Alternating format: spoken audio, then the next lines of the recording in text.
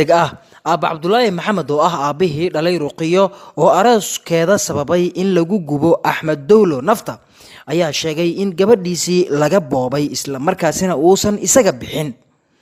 Arrintan hadda soo cusboonaatay ee uu sheegayo odayga dhalay Ruqiyo ayaa waxa ay noqotay mid si aad looga hadalhayo social media. waraysi dheer ee uu siiyey telefishinka Dalsan TV ee magaalada Muqdisho ayaa waxa uu ku sheegay in gabadhiisii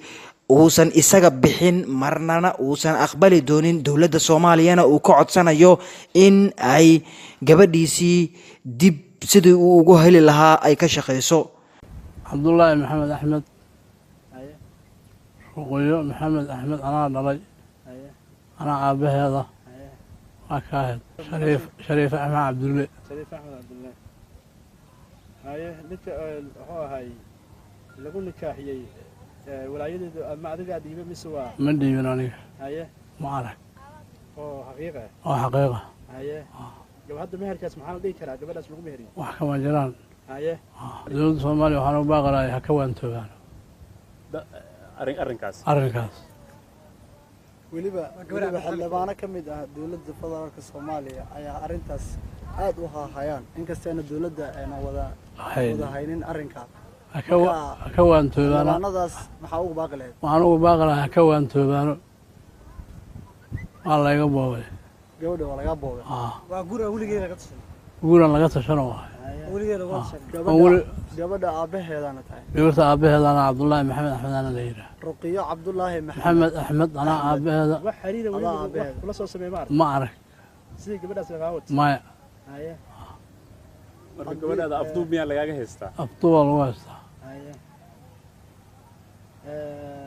dibkan dhacay waa maxay ku yimaadeen horta gabadha adeerkeed inuu dibkan ku dhaco wiilka adeerkiis dibka ku dhacay macnaha ma arrintan sabab awgeed haya ugu dhacay sababaas ma faahfaahin kartaa adoo ma faahfaahin karo okay Allah ku caafiyo adeer wax kale oo ku diri kartaa ma jirtaa haya hada dawladda maxaa ka codsanaysaa adiga dawladda waxaa ka codsanayaa in gabadhayda ay soo badbaadiyaan haya oo gacantaada lagu soo celiyo haddana wiilkii waa wiil isna muslim oo Soomaaliyeed inkastoo wuxuu ahay isku jinsi aad ahaan maxaad leedahay haddii uu kaa soo doonto mar labaad si sharaf leh oo gabadhaada gacantaada ku soo celiyo taas ana ay jirtaa haya go'aanka adiga iskale ana iskale waa gartay okay mudan hadda wax wada hadal kula yeeshay ilaa hadda maamadii way wali waa xirantahay maalmahan waxaa magaalada Muqdisho ka soconayay qorshe ah in aroos qaran loo sameeyo inkastoo maalmihii ugu dambeeyay ay jireen hadal ah dowladda federaalka ee Soomaaliya in ay dejisay hotel casri ah